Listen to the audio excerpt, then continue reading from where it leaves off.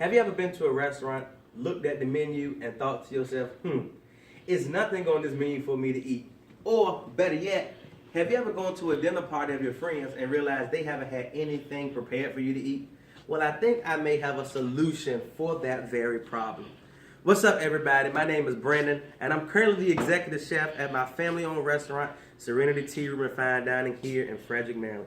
Yes, you heard me right, a family-owned restaurant. You can't see her yet, but the person recording this video is my beautiful wife, Tiara, who is also the pastry chef. We met in culinary school. I work with her, and also my mother-in-law, Blanche, who is the owner.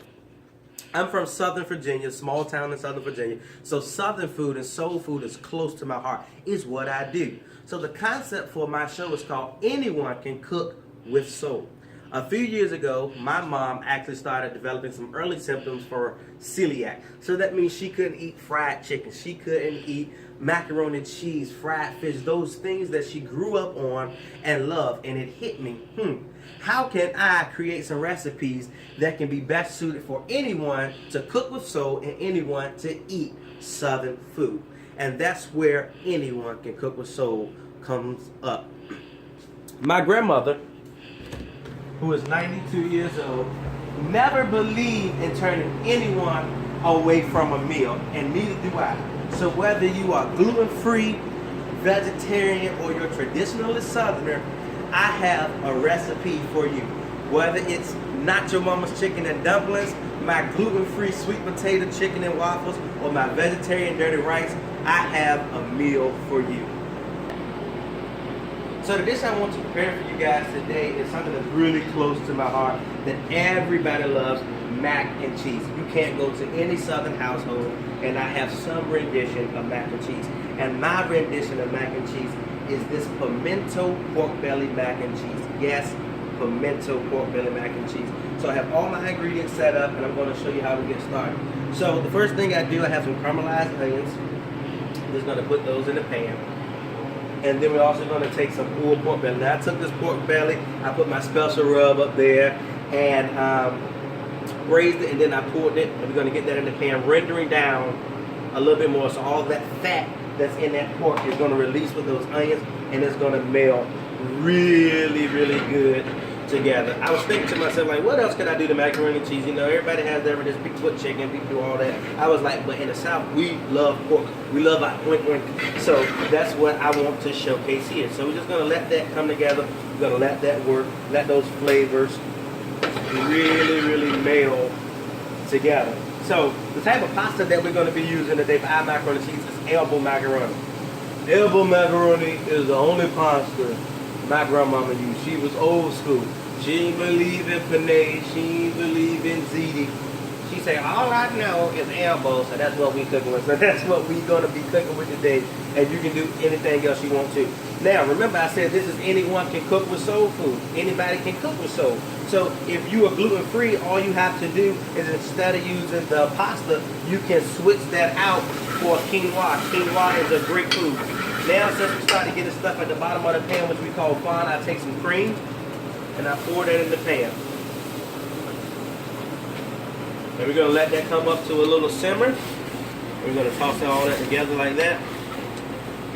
And just let those flavors and that cream come together. Now, the best part of this entire dish, Southern staple, what I like to call this Southern gold. This is my smoked Gouda pimento cheese. Now, it's a secret recipe, but if you put me on Food Network, then maybe one day you'll figure out what's in here. So now that the cream is starting to boil like this, we're just going to take this pimento cheese in all of its glory. We're going to put that in the pan, and we're going to let that melt and come together with our pork belly. Now, remember, I said if you are gluten-free, you can use quinoa. If you're vegetarian, feel free to take out the pork belly. But, I'm sorry to tell you, I don't have nothing against vegans. But my grandmother in the South cooked with butter and cream. So there's no way that I can make this dish without butter and cream. So, sorry vegans, this is a dish that y'all may not be able to enjoy. But hey, we're going to eat it today and we're going to be happy about it. So what I like to do is then I take my pasta, put my pasta in, and a little bit of salt and pepper. The pork belly is already seasoned. The pimento cheese is already seasoned. And what we're going to do to top this mac and cheese off, we're going to put another layer of bacon on top. So that bacon on top is also going to also add another layer of saltiness. So you don't want the dish to be overly salty. So what I do now is I just take the mac and cheese, pork belly. It smells so good. And we're just going to slide it in the bowl. Okay? We leave the rest of this for Scooby snacks because we like to share with our dishwasher and our other workers. Then what I have over here, I have some thick cut hickory bacon that I cut down and we rendered, some panko breadcrumbs, and we have some parsley. So what I do is I just take a little bit of butter and then I just mix all of this together. And this is going to be our crispy topping on top of the macaroni and cheese. So then we just take it and we're going to spread a nice layer all over the pork belly mac and cheese. So it's bacon on bacon on bacon on bacon. And as my mother-in-law would say, a little sooky now. So we're going to come over here to the oven. I'm going to pop it in the oven. I have this oven, since this is a commercial oven, I have it on like 350 with the speed on high. That way the breadcrumbs are going to cook in about 3 to 4 minutes. But if you was at home, I would say cut your broiler on or cut up to 425, just enough to get that top of that breading done. And what you're going to have is going to be a bowl of deliciousness. One. And when it comes out the oven, when it comes out of the oven, here you have the pimento pork belly mac and cheese in all of its glory. Look at that.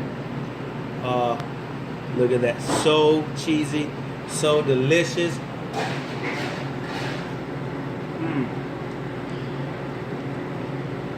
So good.